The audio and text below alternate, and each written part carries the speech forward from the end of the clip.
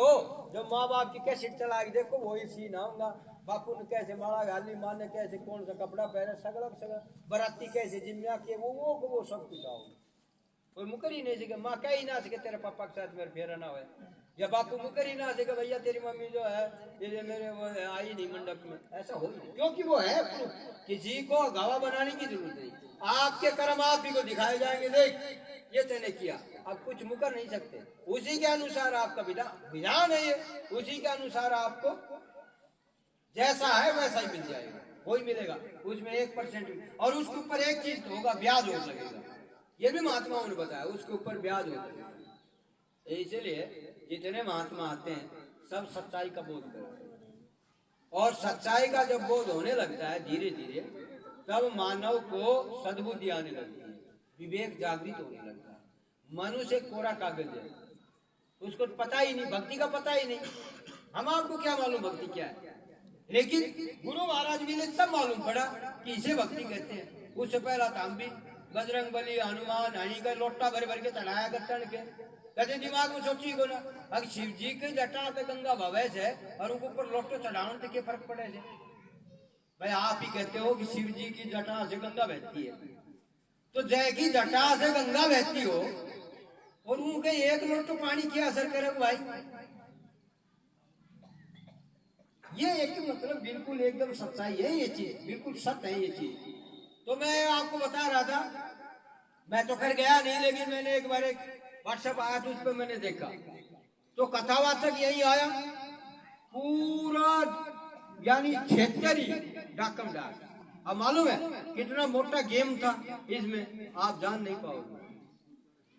इसको लाने वाला कितना बड़ा गेम खेल गया, और इसको करवाने वाला कितना बड़ा गेम खेल रहा है, करने वाला कितना बड़ा गेम खेल रहा है। लेकिन आपके ऊपर अज्ञानता के पर्दे पड़े हुए हैं, आप में बुद्धि है नहीं, सद्बुद्धि है। क्यों? हमारा सोच गंदी, हमारी विचार गंदा, हमारी बोली गंदी, हमारा खान पान गंदा, हमारा आचार गंदा, हमारा व्यवहार गंदा, जब सब गंदगी भरी हुई है, सब संशय का ही खेल खेल रहे हैं हम, तो वही हमारे अंदर उत्पत्ति होती रहती है।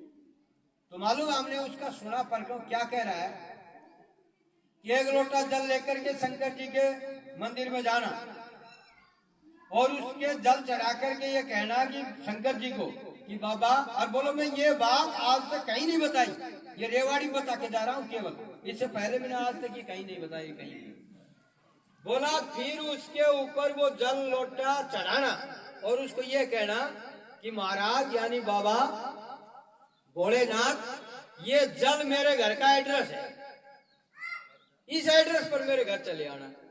बताओ कितनी बड़ी बड़ी मूर्खताएं हैं, और लोग समझ रहे थे। बोला ये रुद्राक्ष ये कर देना, छोरा नौकरी लग जाएगा, ये कर देना वो हो जाएगा, ऐसे टूट टूट के पड़ रहा है, पता नहीं कितना फेंक रहा है। तो कहने का मतलब ये बाबा ये है कि जब ये पानी घर को एड्रेस बन गो, तो जब वो भगवान से, जिसको आप भगवान कहते हो, भगवान का मतलब मालूम क्या होता है?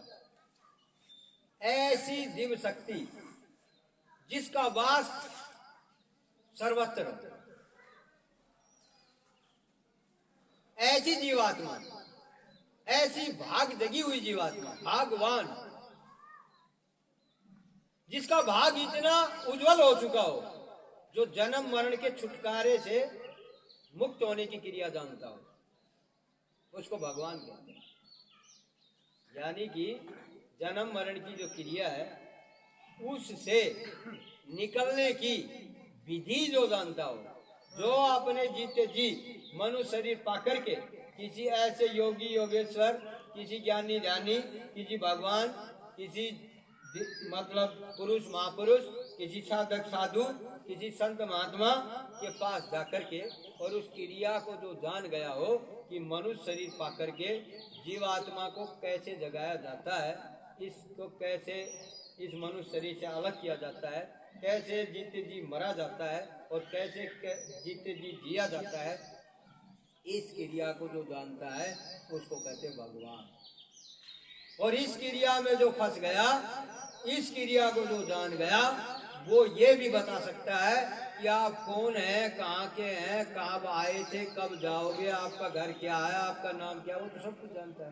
त्रिकालदर्शी जिसको बोलते हैं, वर्तमान भूत भविष्य की सब कहानी जो जानता है, आगे क्या हुआ, अब क्या हो रहा है, आगे क्या होगा, उसको त्रिकालदर्शी। त्रिकालदर्शी कब होता है? जब यानी कि तीसरी आंख, शिव नेत्र, थर्ड आई, नैन चक्षु जब खुलता है तो उसको कहते हैं त्रिकालदर्शी।